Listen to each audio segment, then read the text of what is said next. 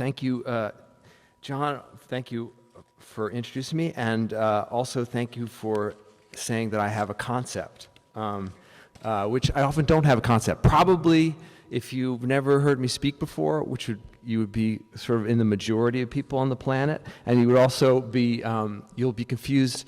You'll think that I have no concept. I'm kind of nuts. Part of the reason for that is because I'm inspired by this kind of a lot of my writing looks at sort of transcendentalists and old American writers, and that's what I'm going to ask you to think about as I do what I'm going to do right now. Hopefully really quickly. I'm going to ask you to think about one particular American transcendentalist, Jack Kerouac.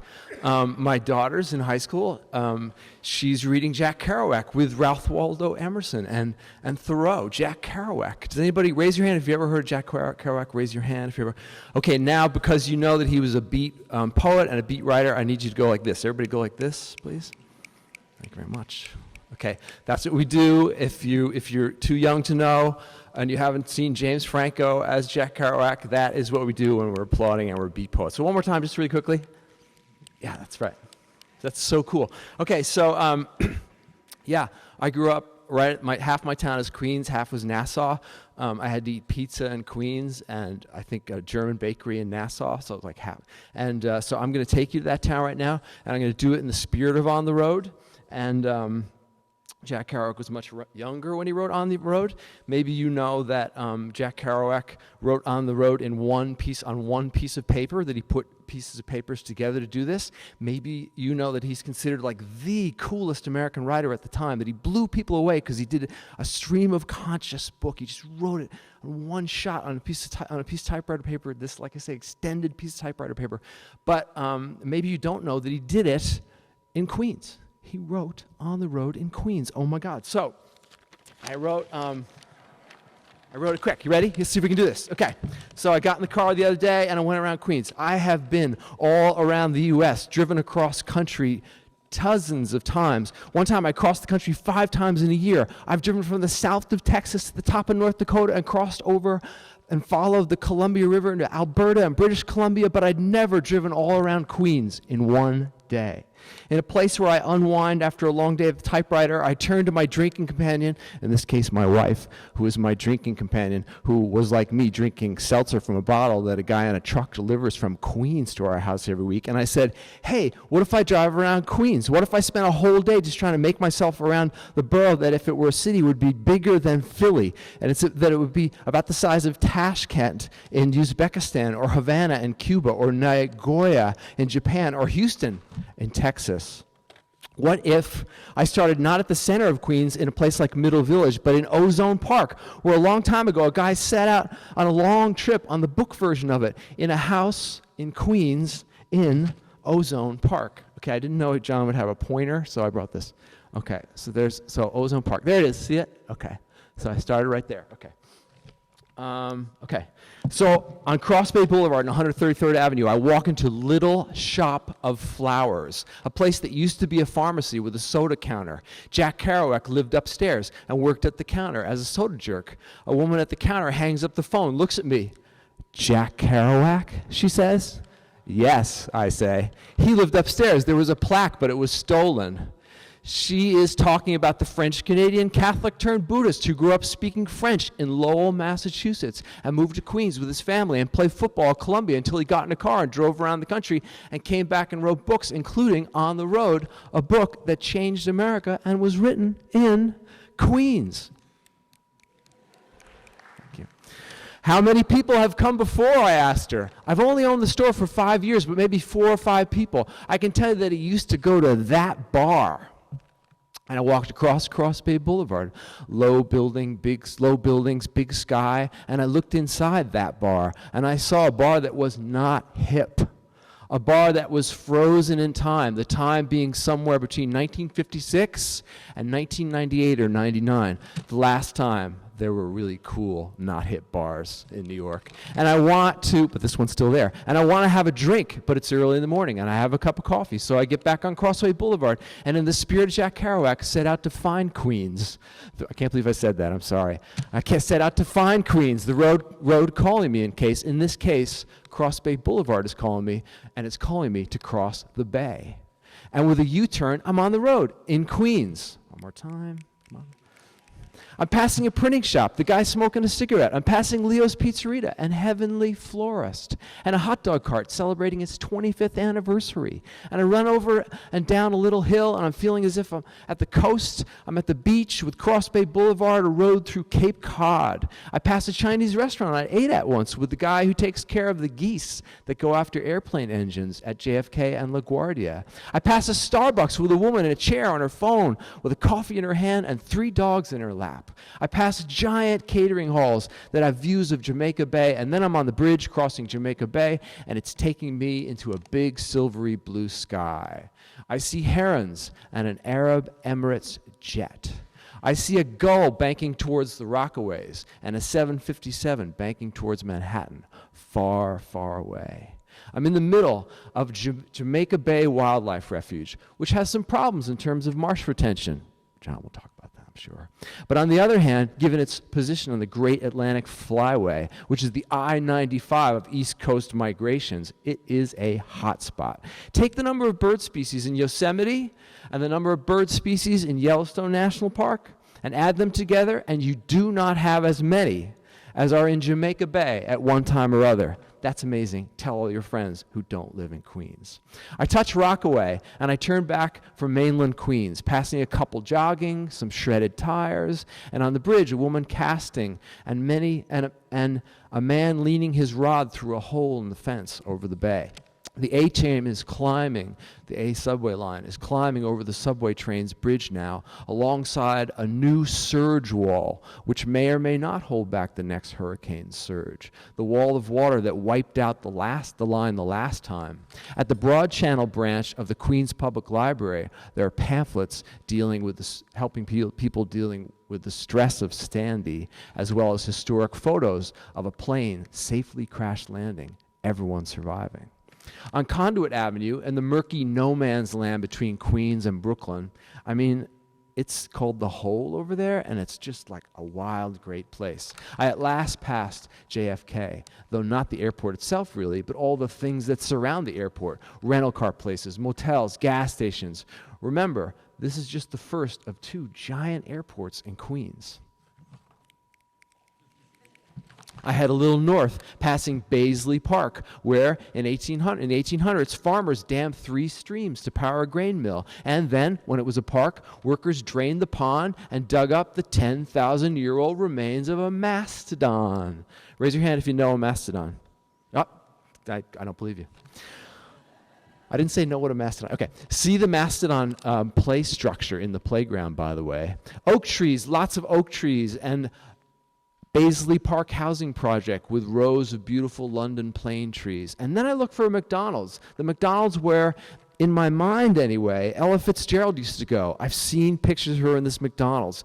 I used to hear when I was a kid that she went to McDonald's. I thought jazz was great. I thought McDonald's was even better. This is what I remember from my youth, that she went there in this vicinity. And I pull up to a McDonald's, but it's not. It's too new. It's not the one. So I start to wonder if she went to the one that I went to when I was little, because I grew up around here and went to McDonald's too. Pretty soon, I am in the Adsley Park neighborhood, a historic neighborhood known for all the well-known African Americans who lived here. A Black Hollywood, it was called. Jackie Robinson lived here, and Ella Fitzgerald lived here. And W.E.B. Du Bois, who was a peace activist and worked for nuclear disarmament and thought that capitalism and racism had close ties, and he was born on George Washington's birthday in Great Barrington, Massachusetts. He married Shirley Graham in 1951 in what the Daily News described as a posh house at 17319 113th Avenue. But if you drive through Queens one day and stop there and look at it, it doesn't look posh at all. It looks great.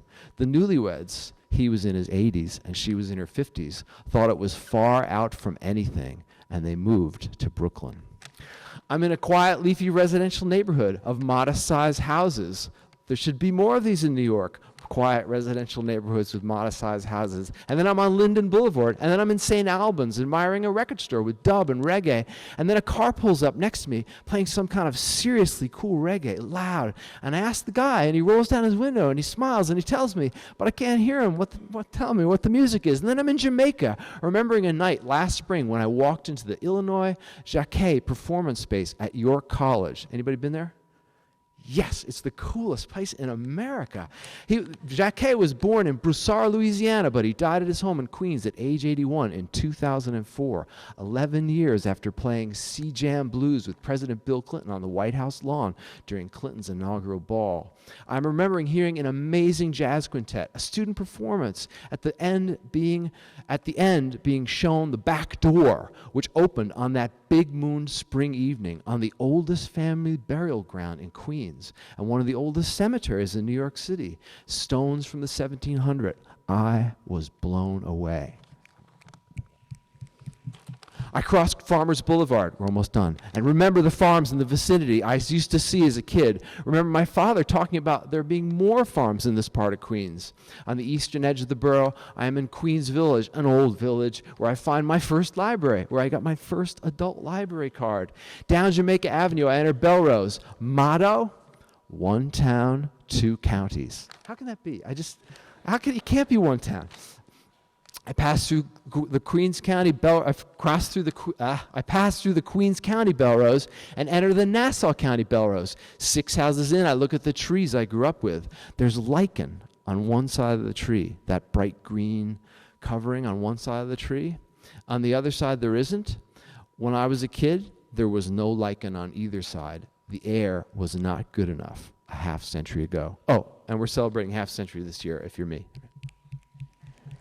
Heading north on the highway, I'm climbing out of the Jamaica Plains, up onto a ridge, up through Alley Pond Park, where I've seen some of the oldest and tallest tulip trees in New York City, and where I saw a man call an owl out of the darkness. As I turn west, I am at the crest of the glacial moraine, the long hill that affords me a view of all the morning's drive, and I can see much of the southern shore of Long Island. And it was all farms before it was park. The soil still native. Sorry, that's a side note. I didn't write that down. I'm just remembering it now. I go north towards Douglaston and past Little Neck Bay, where I spent a day in the marsh once, a big, beautiful, disgusting-smelling marsh. I drive past the Whitestone Bridge in Queens, neighborhood of Whitestone, which, as a kid, I thought was named for the ball player, Whitey Ford. It was not. I passed through Flushing, where I recall reading of an excursion by President Washington when he was president and living in Manhattan. He took a barge and visited a florist in Flushing. Not so impressed. And I recall in Flushing an amazing Korean barbecue that I ate last summer with my son and with his girlfriend, whose family's from Korea, where they corrected me after I spent the whole meal eating the pancakes the wrong way. I passed the Queens Museum, which was the UN before it moved to Manhattan. The United Nations started in the Queens Museum. I think of translators and the fact that, according to the International Library at the Queens Library, more than 160 languages are spoken in Queens. What is it with Queens and the congregation of species from all over? I pass Willets Point, where small businesses and auto repair places are in jeopardy, standing in the way of another big, giant development plan, envisioned not by the neighbors who want housing and services like sewers and parks, but the developers who helped the city rezone the place. Notice that this is in a swampy area. Notice that it is like a marsh, like Jamaica Bay, where, for instance, birds gather and prosper. I passed the World's Fair site from 1939, 1964 at the same time, and I cursed Norman Bell Geddes, the designer who did a lot at the World's Fair, the guy who popularized streamlining everything, highways, factories, toasters, and a guy who also mated rabbits and gave them away to people, not mentioning they were pregnant. In Corona, I look around for Louis Armstrong's house. I've never been there, and I get lost. I'm thinking of the Star of David pendant he wore beneath his shirt every day, raised in New Orleans by a Lithuanian Jewish immigrant family, the Karnofskys. I'm dying to see the place, but it is hot and there is traffic and I can't understand the one-way streets, and I give up. I was a block away. I'm so bummed out. I give up. But I see a sight, a woman in a business suit on a phone talking and walking fast. A woman catty-cornered to her with a hot dog cart, the electric motor moving the cart slowly, the latter woman being followed by a guy with an ice cart. I see a sign in Spanish advertising free Wi-Fi and a sign in Korean on a sewing machine repair shop. At one point, I am lost around Corona Plaza, and I am blown away by how vibrant and happening this area is. Packed with all kinds of stores, packed with people. Sidewalks neat and clean and chaotic, people buzzing, an open-air cafe. I'm sad I missed the Armstrong House, but this happiness in this area I'm seeing aligns with my feeling of Louis Armstrong and friendliness. A little farther north, I pick up Astoria Boulevard, and now, heading back west, I crest a hill and see downtown Astoria and the Manhattan skyline, but I take a right on 97th Street to Malcolm X's street. A nice street with a ton of racket in the center of the street, in the center of the block on 97th. A flock of parakeets, part of the shipment that was lost at an airport years ago and is propagated in Queens and in Brooklyn, a racket. There's Malcolm X's house, no plaque, the place he moved out of less than a week before he was shot in Upper Manhattan in the Audubon Ballroom in February 1965. He moved out of this house after Molotov cocktails were thrown in at 2:30 in the morning. Amazingly, at the end of his street is a control tower, the tower at LaGuardia. At the park, a block or two away, you can look down to the hill to see more swamps and marshes, which are what airports also love. The park is called Plainview Park. I'm passing a college of aeronautics and technology, fake airport stuff, and then a park for watching flights land, Plainview Park. A park only because the FAA said it couldn't be anything else. I climb a hill again, away from the airport, and to my right see Manhattan's obnoxious skyline. Sorry, I was born there.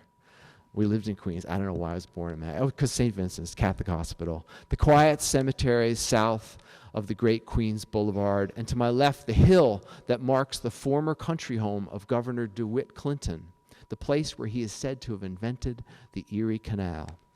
In Long Island City, I drive the course of an old creek that isn't there anymore, Sunswick, but notice along the once marshy banks more small businesses, cab repair places, food storage carts. Do old marshes make good business nursing grounds? Following Newtown Creek and taking Rust Road, what a great name for a road, through Maspeth, I race through Ridgewood, a front line in Queens's valiant fight against the incursion of a not very hip luxury development attacking from Williamsburg, recently rezoned for skyscrapers, as I head to the Ridgewood Reservoir, where I will crest the glacial moraine again, and I will look south towards Jack Kerouac's old house, where On the Road started in Queens. And then, right, hold on. So I did that, and I went up there, and I went up to Queens Village, and I went up to Meadows, and then I drove up there, and I crested up there on, I should use a better pointer, okay. And I went up to Whitestone. Whitey Ford was not the name of the, then College Point, then Flushing, around here, then down through Astoria, and this is where they're fighting back the hipness of Williamsburg, God help them. And then I crested right here, the Highview Reservoir, where you can see both sides of the moraine. Anybody been up to that reservoir and looked at the, yes, one hand, everybody has to go, promise you'll go. And then I stop here and I can see Ozone Park, so I did a circle. So, Queens, a circle, Queens, Queens, that's it. Okay, thank you.